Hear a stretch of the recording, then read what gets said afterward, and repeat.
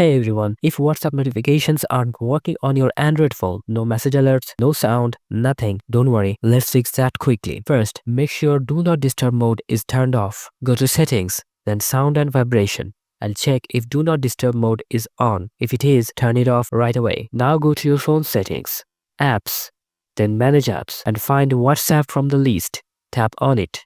Tap on Notifications, and ensure all notification types are allowed, especially message and group notifications. Also make sure sound and pop-up are enabled. Now check data usage settings. Go to Settings, Apps, Manage Apps, then find WhatsApp, then Data Usage, and make sure background data is enabled. Without this, WhatsApp won't refresh in the background to show new messages. Also, if you're using any third-party cleaner or booster apps, they may be blocking notifications. Try disabling or uninstalling them. Lastly, restart your phone and test it by sending a message from another number or asking someone to ping you. That's it. You should now start getting WhatsApp notifications normally. For more quick Android fixes, follow for more.